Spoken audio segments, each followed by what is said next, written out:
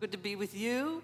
Welcome, welcome online. Welcome if you're at home, wherever you are. We welcome you into our space. And we want to celebrate our Sunday afternoon with you.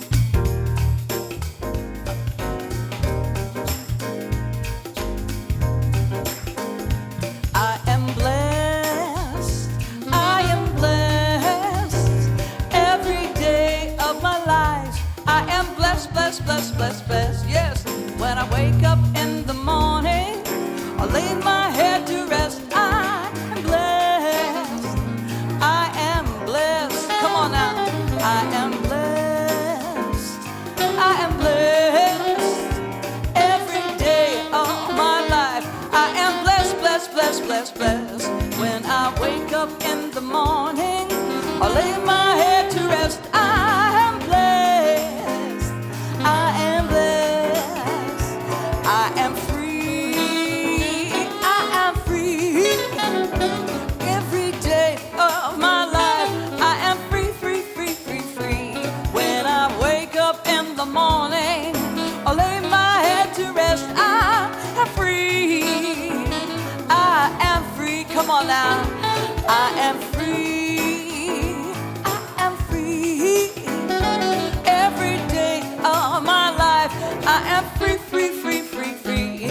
When I wake up in the morning, I lay my head to rest. I am free. I am free. I am blessed. I am blessed. Every day of my life, I am blessed, blessed, blessed, blessed, blessed. When I wake up in the morning, I lay my head to rest. I am blessed. I am blessed.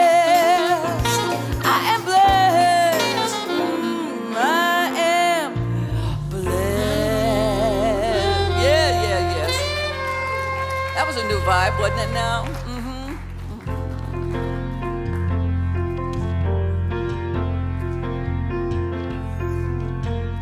I am ready to receive. My good is on its way to me. This I know and I believe. Prayer shows me everything. I sing because I'm grateful. Know these things which are good.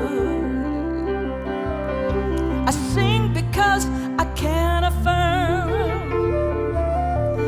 that I accept and I receive all God's good that comes through me. Yeah. Truth leads me, shows me how. Inner wisdom here and now. Now I learn how to forget all the wrong which once appeared. I sing because I'm grateful for these things which are good. I sing because I can affirm that I accept and I receive all God's good that comes through me.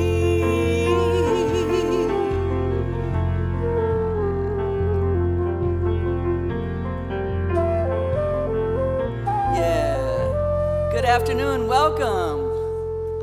Good singing, everybody.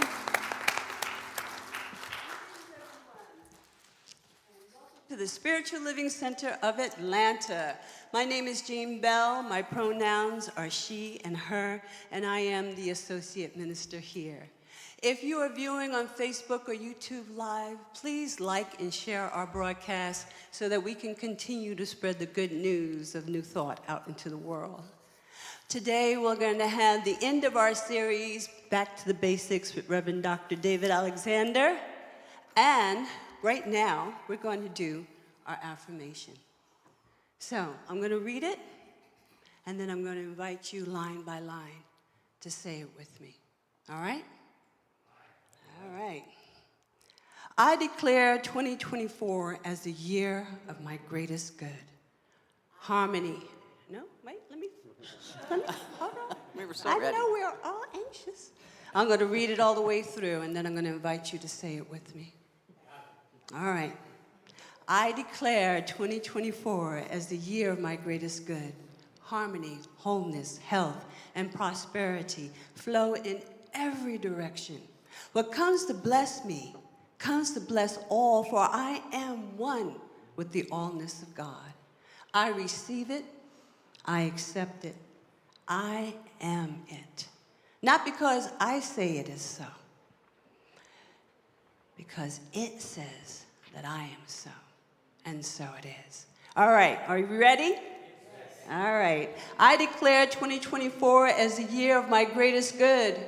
I declare 2024 as the year of my greatest good. Harmony, wholeness, health, and prosperity flow in every direction. Harmony, wholeness, health, and prosperity flow in every direction. What comes to bless me comes to bless all, for I am one with the allness of God. What comes to bless me comes to bless all, for I am one with the allness of God. I receive it. I receive it. I accept it. I accept it. I am it. I am it. Not because I say it is so. Not because I say it is so. Because it says that I am so. And so it is. All right, have a great day.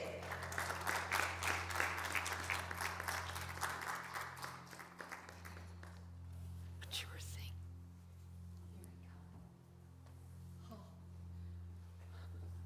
Hello, everybody. Hello. I'm Mally Lapete. My pronouns are she and her, and I gladly serve on the creative arts team here at SLCA. We have so many great opportunities to connect, grow, serve, and give here at SLCA. For more information about today's announcements and other opportunities, scan the QR code found on your monitor. Join Reverend Dr. David today at 5 p.m. in room 220 as he embarks on a 10-part series of the 10 core concepts of the science of mind. During our New Thought Education Workshop, Reverend David invites you to explore how these concepts can truly change your life. Don't forget that next Sunday is our monthly potluck. It'll already be February. This time of food fellowship connection has continued to grow, and we'd love to experience all the varieties of food that you so graciously bring. Bring your favorite dish to share. Next week, during our food and fellowship hour, we will have an opportunity to create an intention together for SLCA as we grow into 2024. Together, join us in the social hall as Reverend Jean guides us along the way. Do your body a favor and join SLCA practitioner Baji Daniels on February 11th, my birthday, during the 5 o'clock hour for Tai Chi Qigong. I don't think I could reach any of those poses. I might try. This opportunity is for everyone, even if this is your first time. It's also a wonderful way to increase blood circulation and reduce stress. I'm for that. Thank you so much for being with us today. We look forward to visiting with you after service in the social hall for food and fellowship. You belong.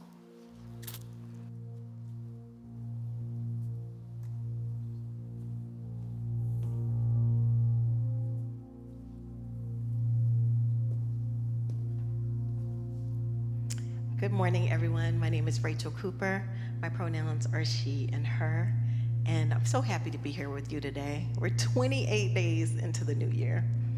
How are those New Year's resolutions going?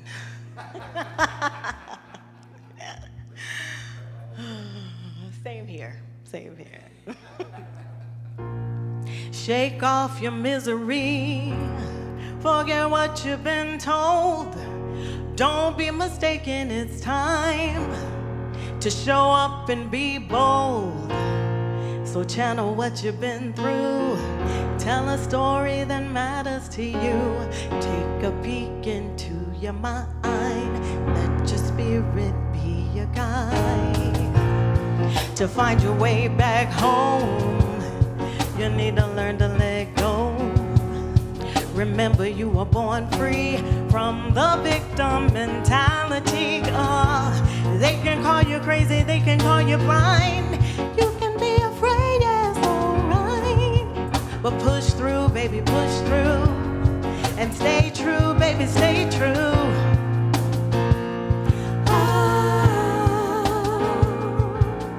When love is knocking at your door, you just gotta let your soul lead the way.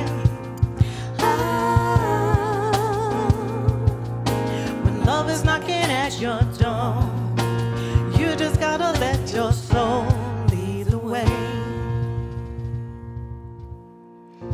No doubt you're gonna take heat.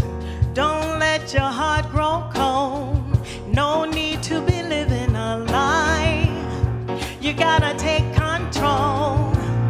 And when the doubt starts to creep in, take a moment, sit still if you need it. To breathe in the sun, but then you gotta keep it moving. Go on and flex what your mama gave you. Nobody else gonna do it your way. Trust me if you take that leap. I'm telling you it's bound to be legendary. Say people came here to see me. That's how you feel when you're walking down the street, yeah. Reach for the stars. Remember who you are.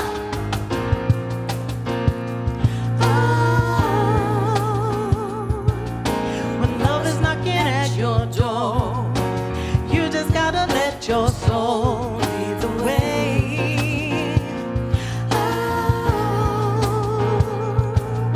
When love is knocking at your door, you just gotta let your soul lead the way.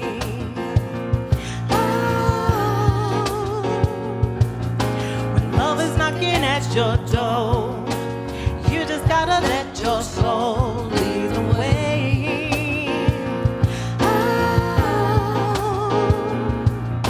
When love is knocking at your door, you just gotta let your soul lead the way. Yeah, thank you, Rachel. Amen.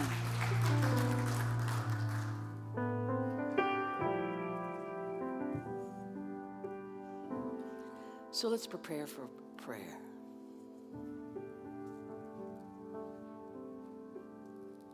I am remembering who I am.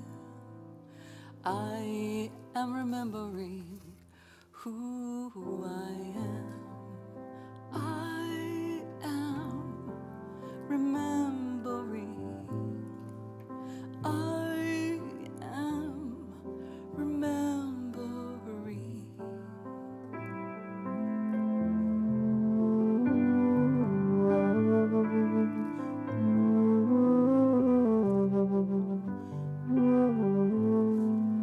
I am remembering who I am.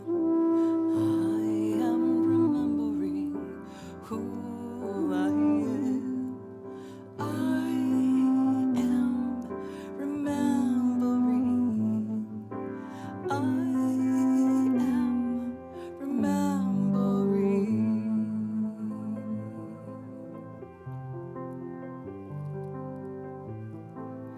I am remembering who I am.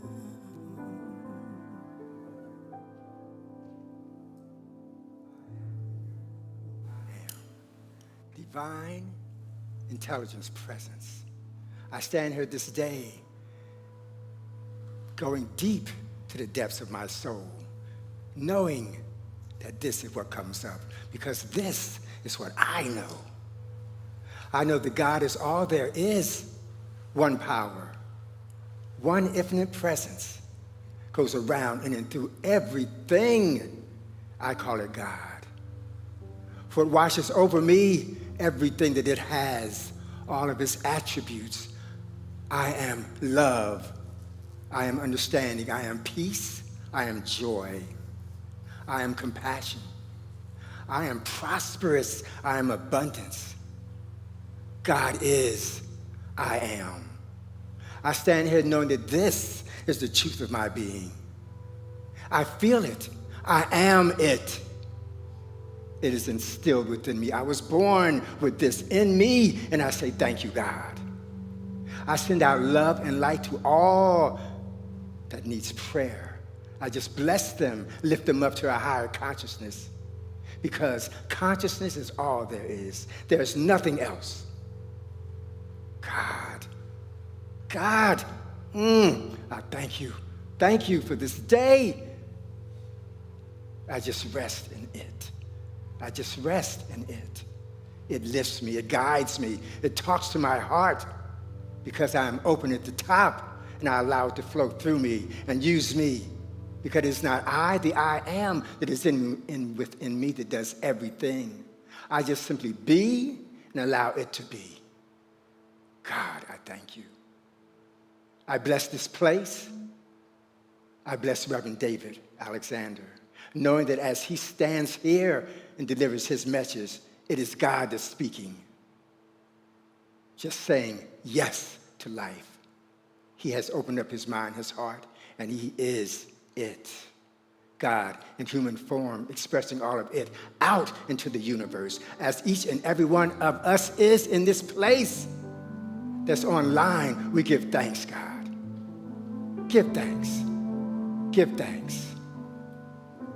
I give thanks. I'm so grateful for prosperity and abundance flowing through me endlessly and effortlessly, just coming. I'm grateful, Father, for life itself, for this breath of God, for the heartbeat, the rhythm of God. I'm grateful. I'm grateful. I'm grateful. I'm grateful. Thank you, God. I have spoken these words with power, conviction, and I just release them into the law, knowing that it will not come back to me void. It always says yes.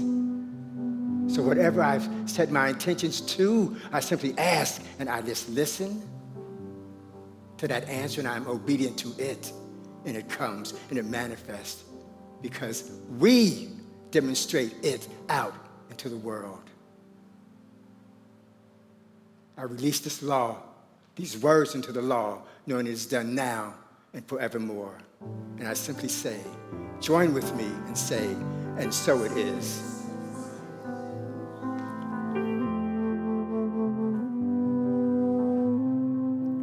I am remembering who I am.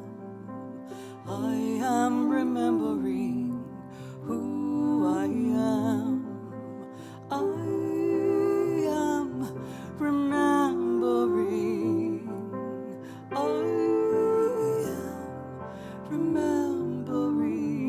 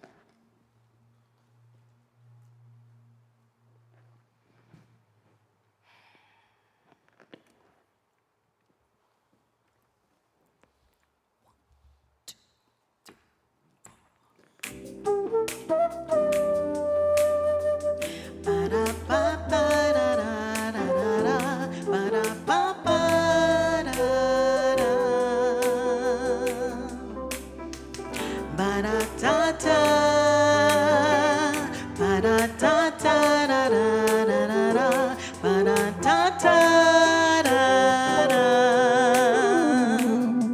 I made a deal with fear, you keep me warm, I'll stay here. Been addicted to comfort, and it's not even real. I know complacency, it is a silent kill. In all transparency, I love the way that it feels, man.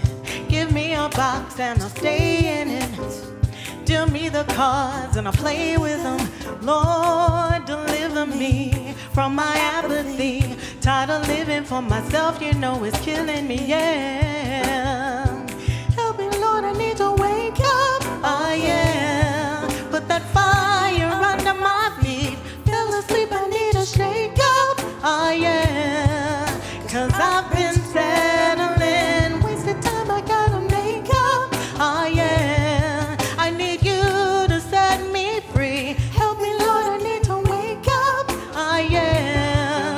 Wake up, wake up, wake up.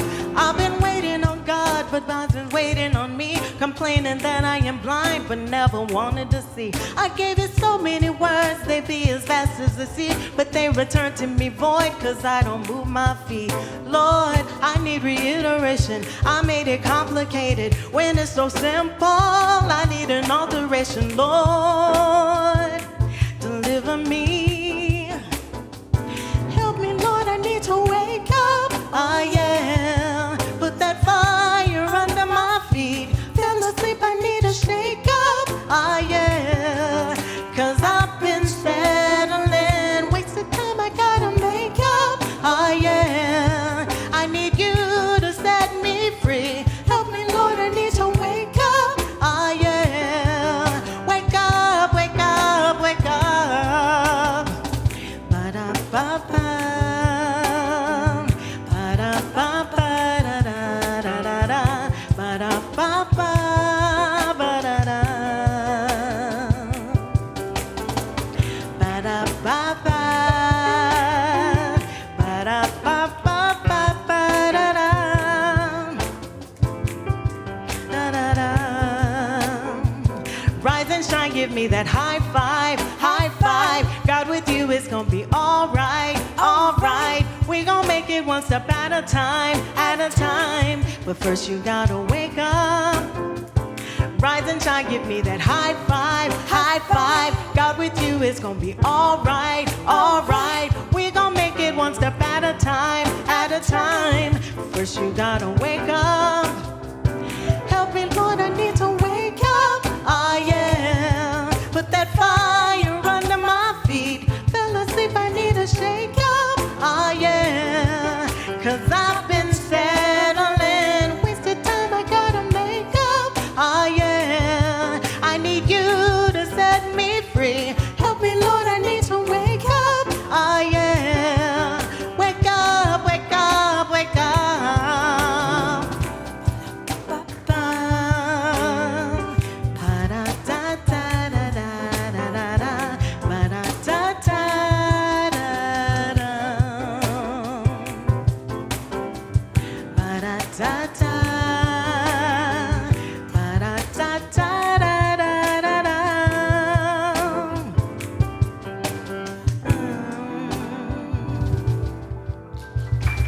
Yeah, Rachel, I love it. Look at your audience, girl. Yeah, they loved it. Thank you. Thank you so much. Rachel Cooper. Rachel Cooper. Yeah. Our music ministry. Give them some love. Good morning. Good afternoon. It is a good day to be in community together. Amen? Amen. Take a breath. As we are waking up here at Spiritual Living Center of Atlanta. I'm David Alexander. I'm the spiritual director here. My pronouns are he and his. I want to welcome again everybody watching online on Facebook and YouTube this afternoon, or wherever and whenever you choose to watch. As I said last week, whenever later you choose to watch, it's still now. So in the now, because when you're watching it later, it's the now moment, because the now moment is all that there is. So we welcome everybody now and now.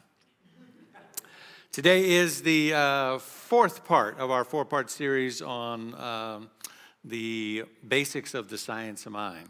And so back to the basics. Back to the basics is kind of an old term that's been used for decades in New Thought churches and religious science churches that look at the first four chapters of the Science of Mind text.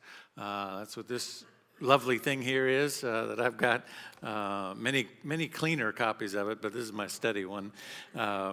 And so the thing itself, the way it works, what it does, and how to use it. So today, part 4, how to use it. Tools for today, the spiritual principles have been all month, has been about consciousness. Because consciousness is all that there is. It's what runs through the whole thing that we call the science of mind. A spiritual law that we're looking at is freedom, because in the first page of the first chapter is actually page 25 of the book, but the first page of the first chapter, Ernest Holmes says that the divine plan is one of freedom.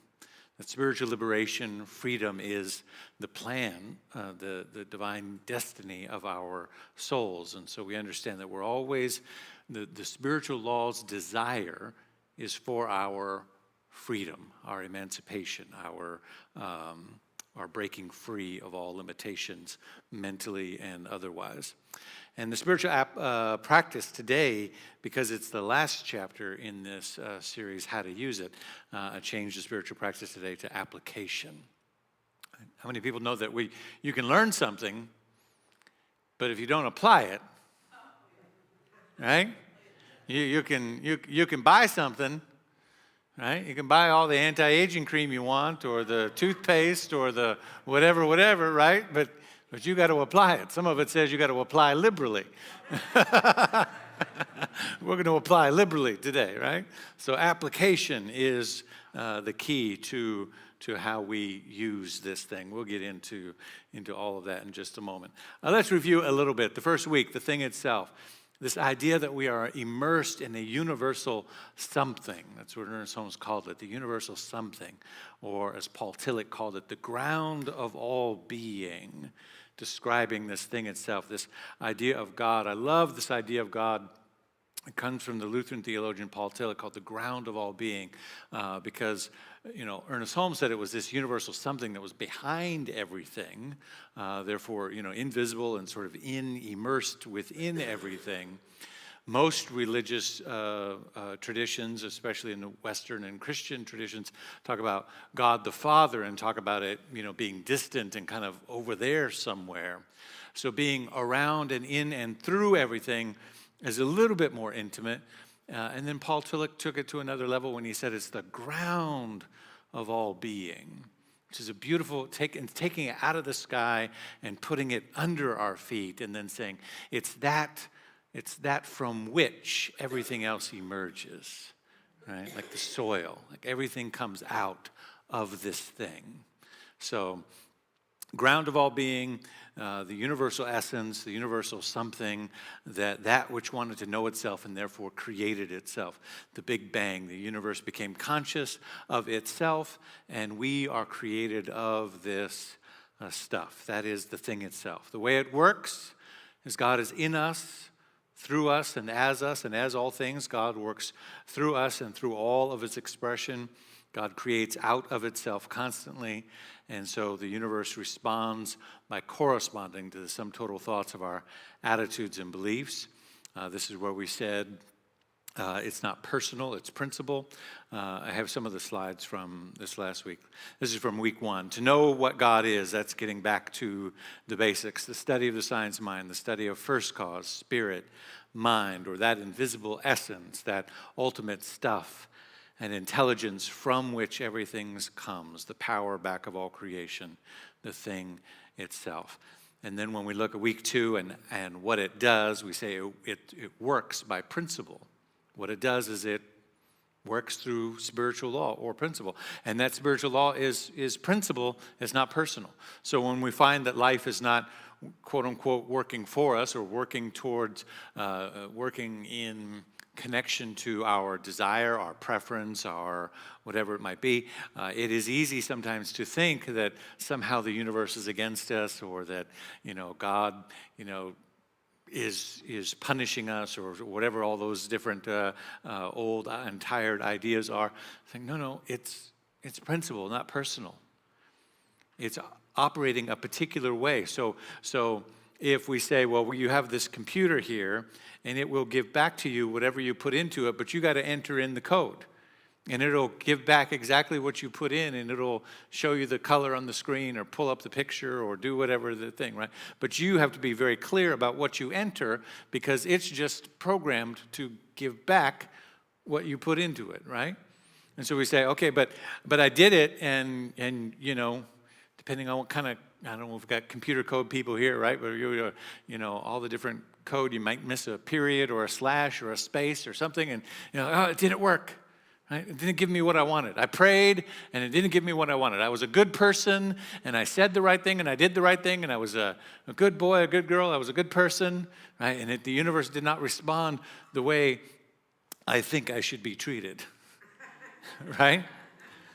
You say, so God's got it out for me, or the universe has it out for me. No, it's just responding by corresponding to what it's receiving.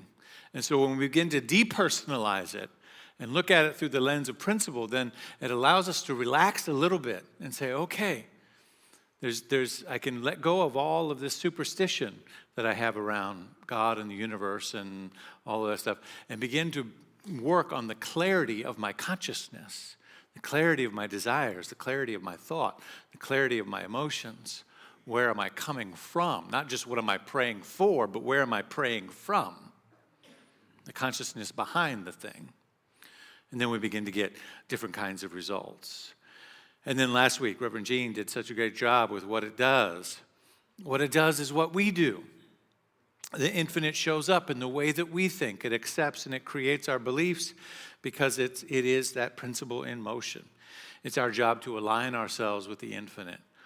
All knowledge is in the universal mind, but we can only use, Holmes says in the text, we can only use that which we embody, right?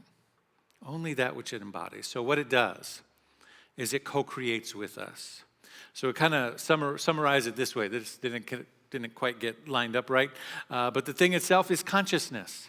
If you just want to think of it as that, right? The first quote that I had was a very lengthy quote. Ernest Holmes talks very eloquently in a very wordy New Thought way about what it is, the thing itself, but it's just consciousness, the intelligence of the universe.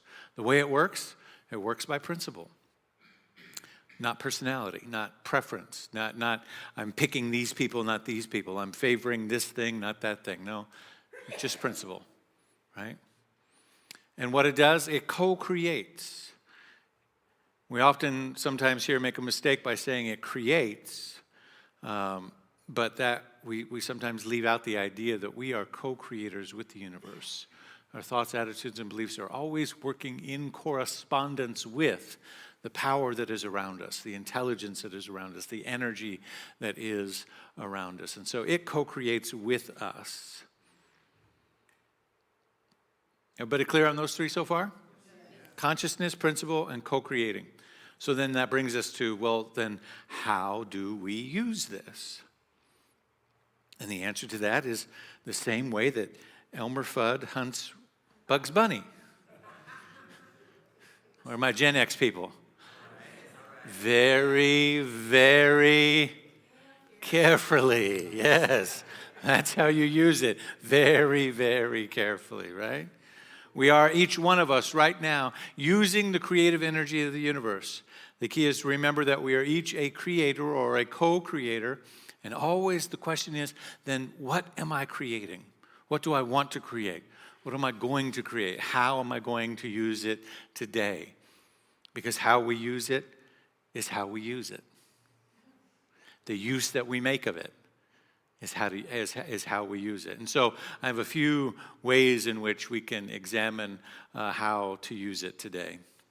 I say carefully, and that I think is one of the major components, and we'll go through each one of these carefully, definitely, right off the bat. Use it very, very carefully, because what you're using is a powerful presence and energy that is moving through your consciousness, responding to the sum total thoughts of your attitudes and beliefs, feelings and emotions. To use it consciously, to be awake and aware of the fact that you're using it even when you don't know that you're using it.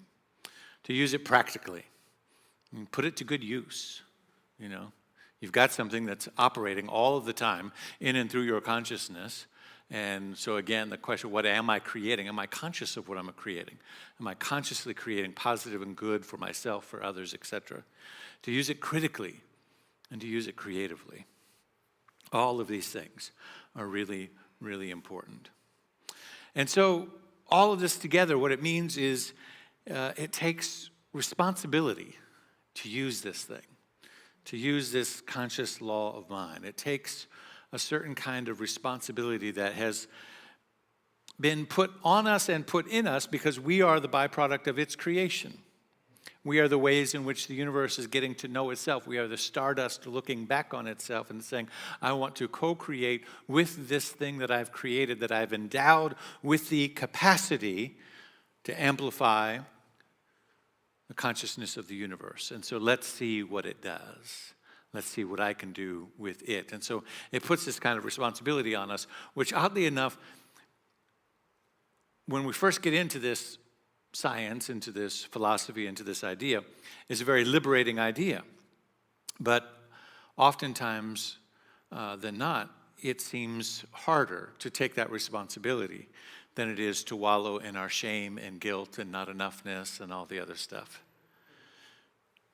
Have you noticed? Right? The responsibility, the liberating path of responsibility.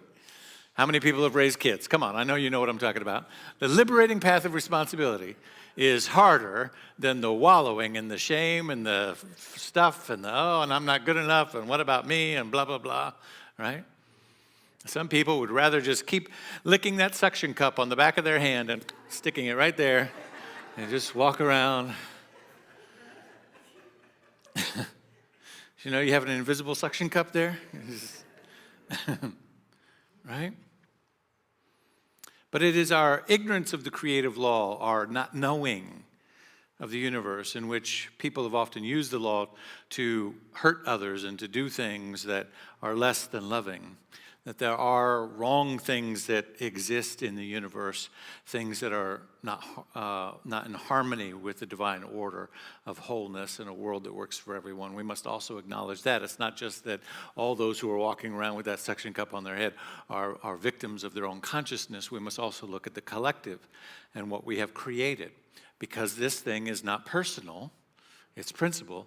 It has created a lot of things that we go, when we talk about using it carefully, it's like, well, let's examine. We talk about using it critically. Let's examine what has been created. And is that in alignment with what it is that we want, right? And so we acknowledge up front as we get into this that discrimination and bias and these sorts of things exist. And they exist because people have participated in it. A culture of violence exists because people perpetuate it and participate it in our communities and on our communities. And so it's our job to evolve and embody what it is that we really want. To become an embodiment of what we want, we must do this carefully and consciously to remember that liberation is our destiny. So let's look at carefully. When Moses brought down the 10 Commandments from the mountain, he brought them down carefully because originally he had 15 and he dropped one of the slick. I'm just kidding. Just wanted to see if you're still with me. But he warned us, and he warned people. He warned people of the nature of God's law. He said, I set before you this day a blessing and a curse.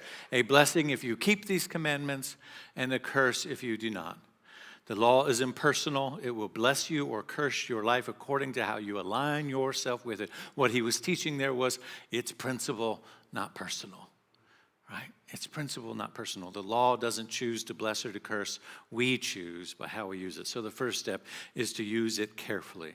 We curse ourselves when we don't believe in our greater good. We curse ourselves when we turn a blind eye to the possibility in our lives.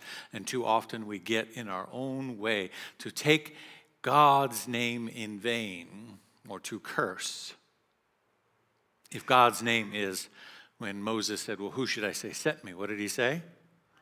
I am. I am.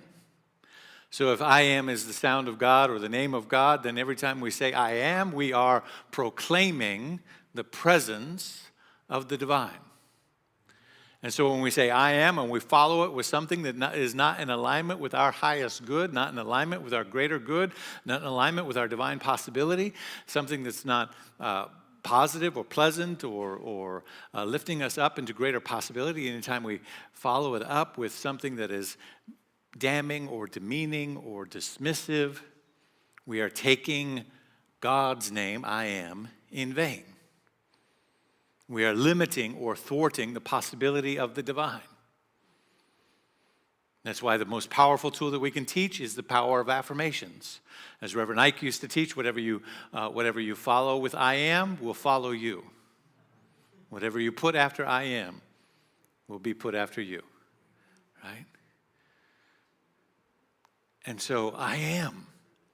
I use it consciously to remember every day. If I just wake up and remember, I am. That's enough. That's the only prayer you have to do. Just wake up and go, oh yeah, I am. I'm here in this moment. Now, what do I want to do today? What do I want to create? What do I want to co-create with the universe?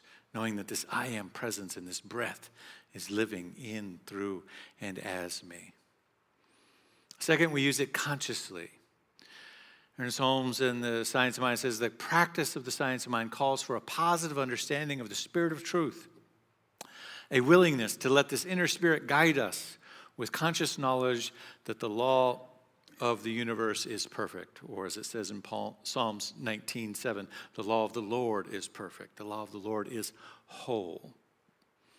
And so we have a conscious understanding of this, of the willingness to let this inner spirit guide us, to use it consciously.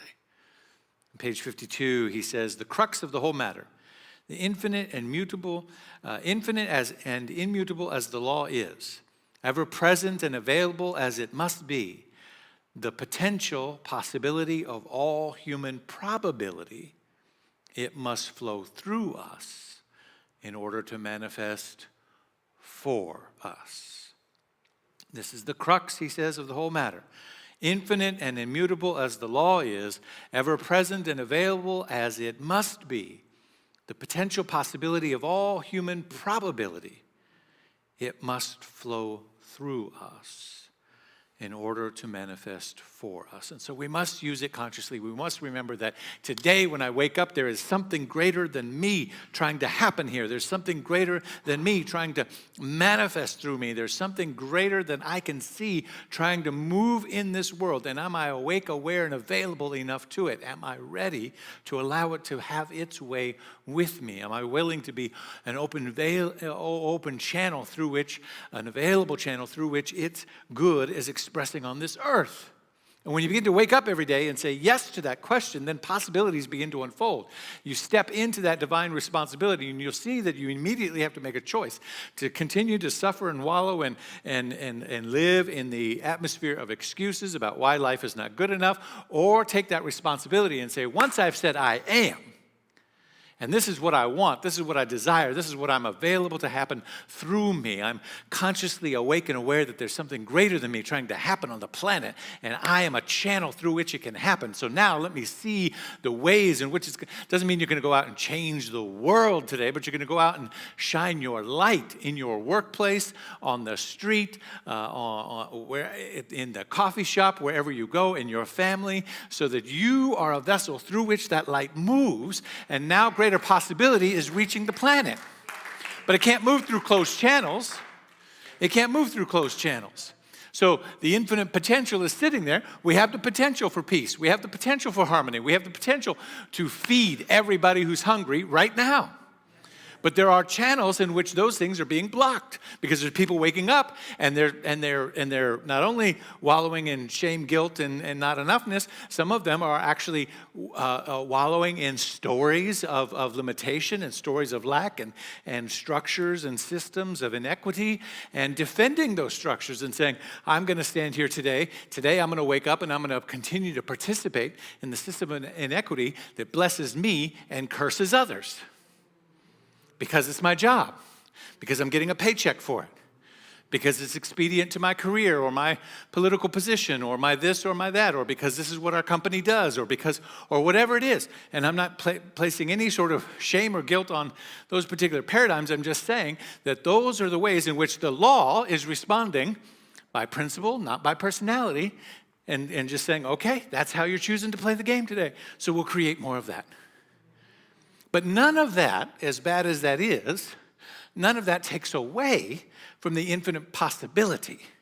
The potential is always there. We have the potential to feed everyone. We have the potential to clean all of the water. We have the potential to build beautiful cities. We have the potential to take care of the planet. We have the potential to create, our legislature in the state of Georgia and many places right now are meeting all across the country.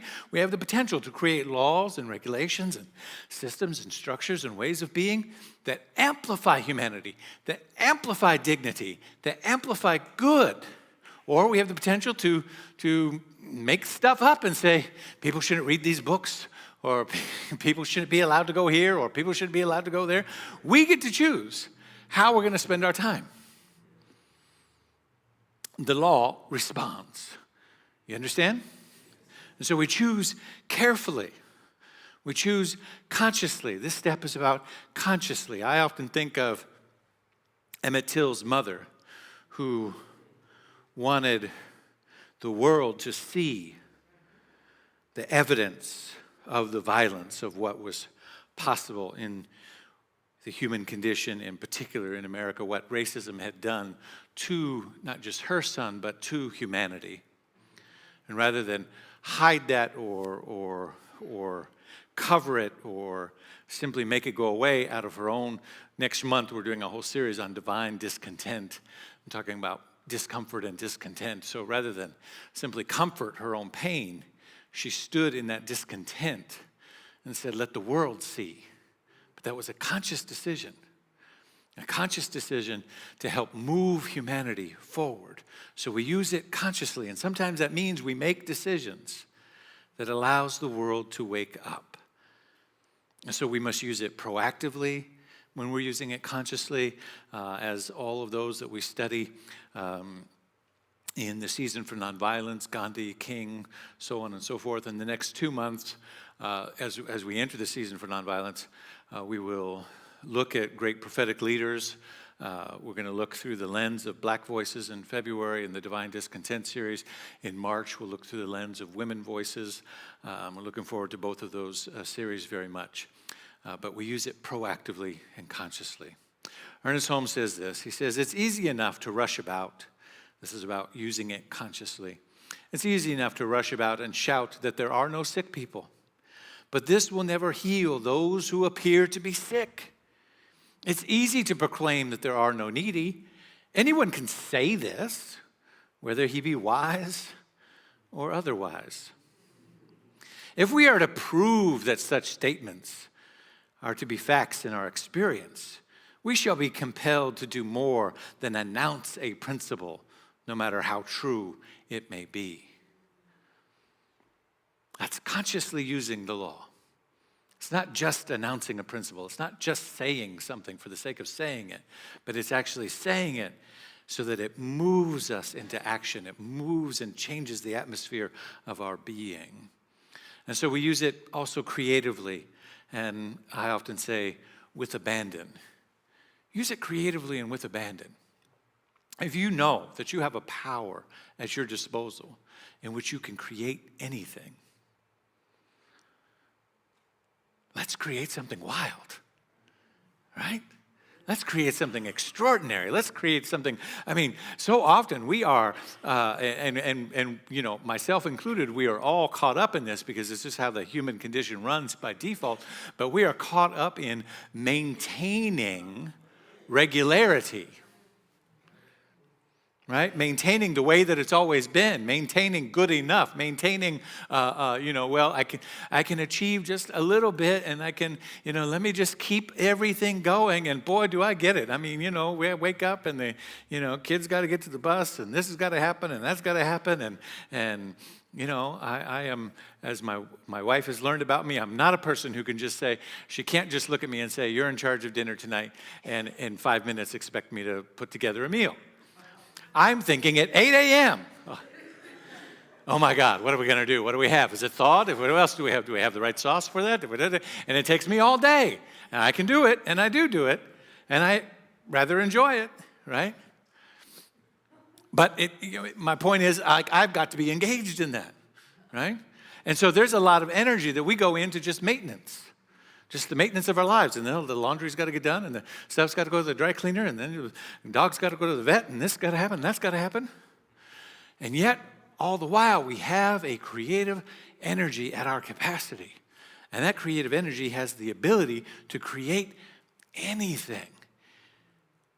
It says in the chapter on how it works, how to use it, we should work not with anxiety, but with expectancy. Not by coercion, but with conviction.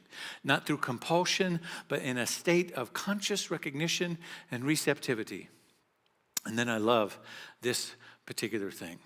My word is the law unto its own manifestation, and will bring to me, or cause me to be brought to its fulfillment.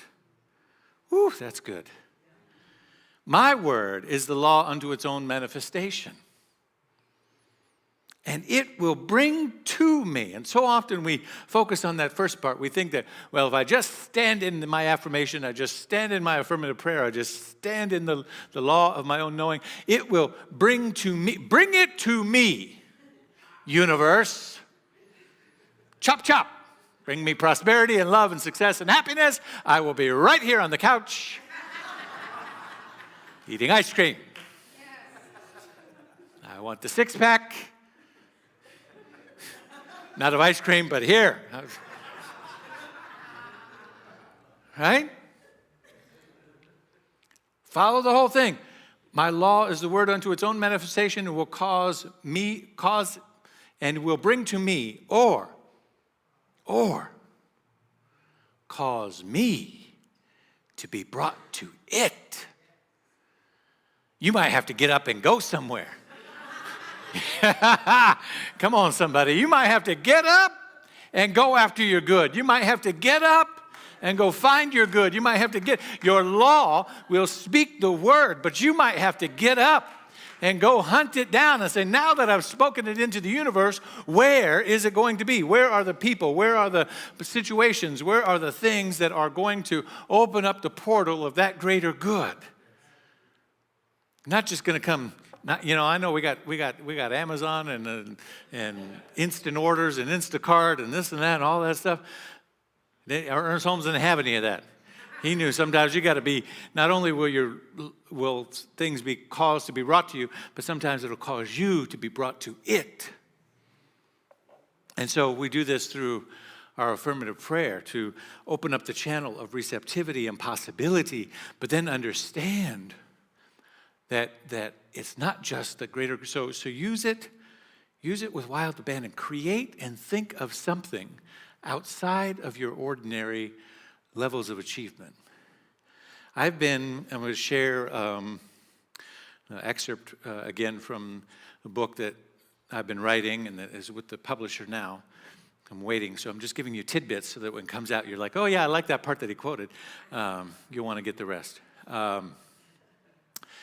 But to use it creatively with abandon, to think of something that is outside of your realm of good, to even if you just say, well, I know that this is a divine compulsion that I must do, and I can't even see, this is one that I love, I can't even see the good that it will do, right? But I know it will do greater good.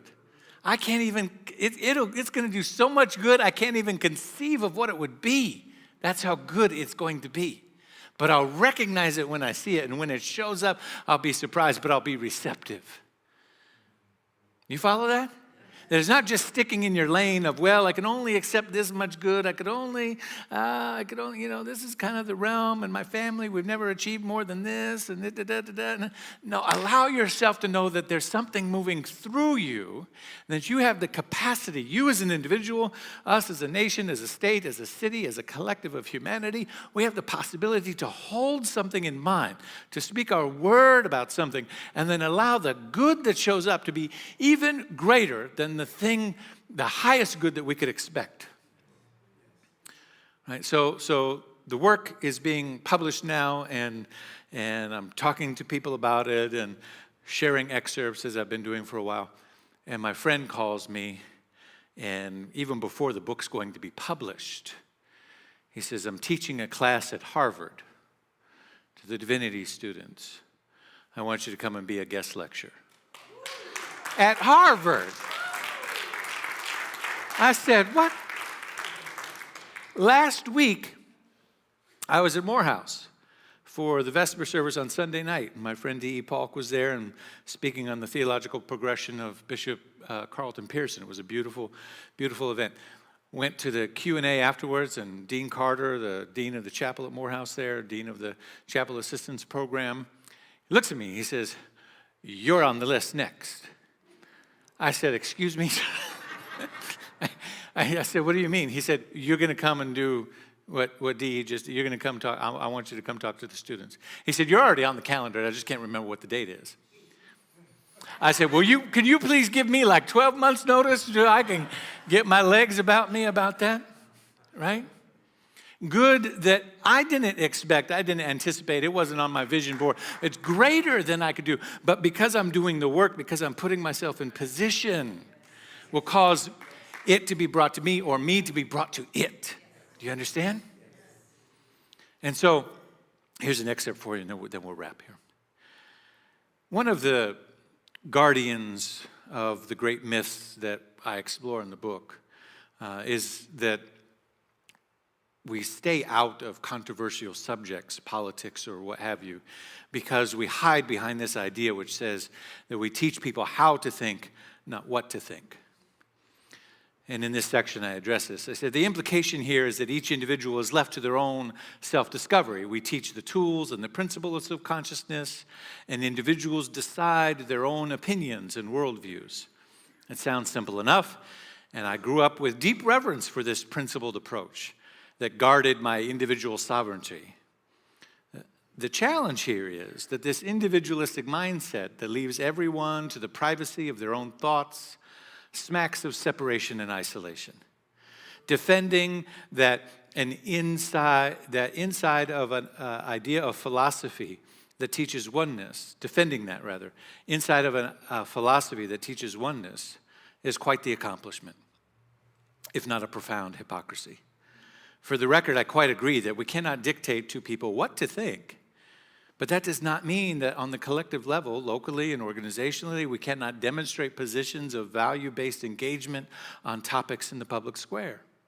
In fact, I think we should consider the ways in which doing so is in fact a demonstration of how to think and not what to think. For if consciousness is all that there is, then the how of any social issue is by the law of consciousness. I say that part again. The how of any social issue is by the laws of consciousness. Therefore, to speak of it is to speak of how to think. Understanding this leads me to the conclusion that we can and should speak more, not less, about social issues. Who else would be qualified to speak on the principles of consciousness behind all that vexes us as a society, except those who claim to be defenders and promoters of the laws of consciousness? Unfortunately, we too often are stuck in our own hall of mirrors, convinced that we have no voice in the social ills created by principles of consciousness, our self-proclaimed field of expertise.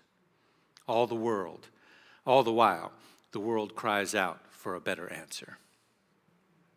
And so it really comes down to how to use it creatively and with abandon, to understand that everything has the laws of consciousness behind it. And when we do this, we become candidates for greater insight, because every day we become vessels. Those first 4 chapters of the formula, we understand that God is all there is, the thing itself. It works by principle, not by personality or preferences or anything else, but by exact law. Right? What it does is it co-creates with us, therefore we are vehicles through which it's co-creating all of the time, and we use it creatively, consciously, all of these ways, compassionately, so that we understand that there's a responsibility on us for not only getting our own house in order, getting our own lives in order, getting our own world in order, but setting the tone for a world that we want to create. Because who else is going to do it if we don't? Ken Wilber addresses this in his book. Which book is this? One Taste, it's called. If you don't know Ken Wilber's work, a very interesting character. And he says, therefore, all who feel an authentic transformation that has deeply unseated their soul, I believe must wrestle with the profound moral obligation to shout from their heart, perhaps quietly and gently, with tears of reluctance, perhaps with fierce fire and angry wisdom, perhaps with slow and careful analysis, perhaps by unshakable public example, but authentically always and absolutely carrying a demand and duty. You must speak out to the best of your ability and shake the spiritual tree and shine your headlights into the eyes of the complacent. You must let the radical realization rumble through your veins and rattle around you. Alas, if you fail to do so, you are betraying your own authenticity. You are hiding your true estate. You don't want to upset others because you don't want to upset yourself. Because you see, the alarming fact is that any realization of depth carries a terrible burden. Those who are allowed to see are simultaneously saddled with the obligation to communicate that vision in no uncertain terms. That's the bargain. That's the bargain. You were allowed to see the truth under the agreement that you would communicate it to others. And therefore, if you have seen, you must simply speak out. Speak out with compassion. There's no room for timidity. The fact that you might be wrong is simply no excuse. You might be right. And in your communication, but that doesn't matter. What does matter is that only by investigating and speaking your vision with passion can the truth, one way or the other, finally penetrate the reluctant world. If you are right or if you are wrong, it is only your passion that will force either to be discovered. It is your duty to promote that discovery, either way. And therefore, it is your duty to speak your truth with whatever passion and courage you can find in your heart. That is how we use it. And so with that, let me invite the practitioners to come forward to join me in affirmative prayer. And practitioners, join me in holding a space for each of you, both online and in the room, as we simply take a breath, moving into a receptive posture. The divine idea of this spirit and this power that is seeking to move in, through, and as us. The one presence, the one power. In the concluding page of this chapter, How to Use It in the Science of Mind, Ernest Holmes says this: a new light is coming into the world.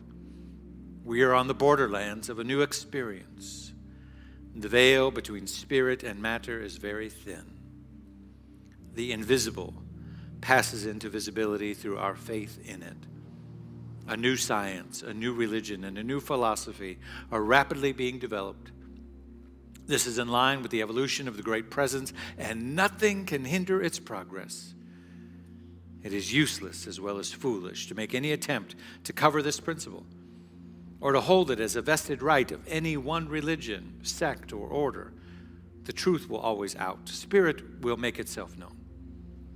Happy are we if we see these things, which from the foundation of the human race have been longed for by all aspiring souls. Happy are we if we see these things, which from the foundation of the human race have been longed for by all aspiring souls. We see and sense now that there is a power and a presence that has been longed for by every individual within the sound of my voice, now and now.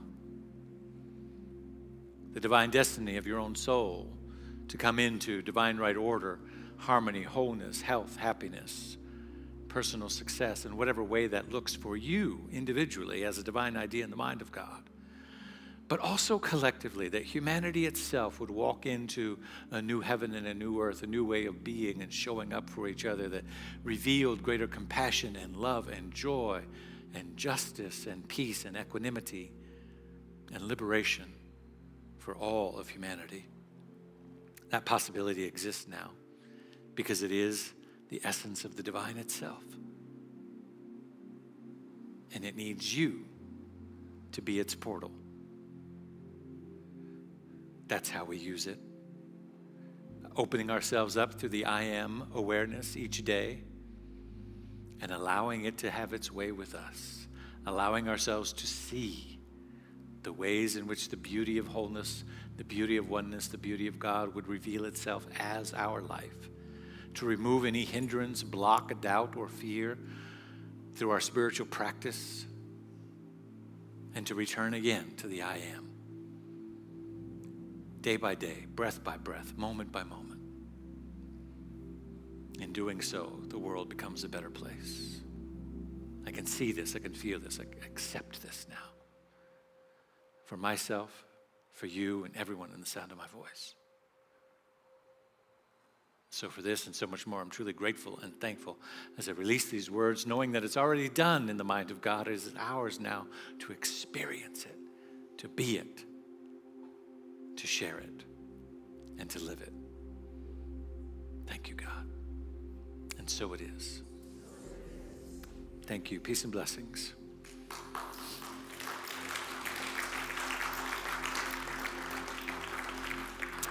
Thank you to our beautiful practitioners.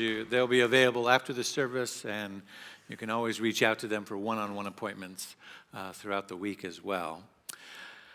We're grateful for our tithes and offerings, for all of the ways in which we are supported as a community. We want to move into that now. You can give by text. You can give by cash or check in the room, giving online through slca.com/donations or scanning the code that's on the screen, either in the room or online. You can do that. And for all of us who are automatic pledgers, and that's already all set up and it's already going, thank you so much. We appreciate that. We know that you do so with consciousness and with intention to support and to love this spiritual community so that it's available to those who are making their way here. Allow yourself to feel that for a moment, that your gift is making it possible for others who are making their way here, who are searching, who are seeking, who are wondering, who are looking for a place just like this. Your gift is opening that door and holding that space and saying, welcome, you belong. So for all of this and more, for all of these gifts we receive today, now, and in the future, I'm truly grateful and thankful. As we bless them now with these words, I live in a universe of abundance. As I freely and joyfully give, I join in the divine flow. And all that I circuit life returns to me multiplied abundantly. And so it is. And so we are. Thank you all so much. Thank you, Reverend David. That's who I want to spend my time with, right? 5 o'clock, Reverend David will be with us in room 220 for a wonderful class. So come and ask questions about the 10 concepts of science of mind. Will you join with me as we sing our closing song? On your feet if it feels comfortable to do so. We envision a world that works for everyone and for all of creation. We see all people, all beings as expressions of God. We see a world that works for everyone. We envision a world that works for everyone and for all of creation. We see all people, all beings as expressions of God. We see a world that works for everyone. We envision a world that works for everyone and for all of creation. We see all people, all beings as expressions of God. We see a world that works for everyone. We see a world that works for everyone. Yes, we do. We see a world that works for everyone. Everyone. Everyone. Everyone. Yeah. Everyone. Have a great weekend. We love you. See you downstairs. Let's have some food together.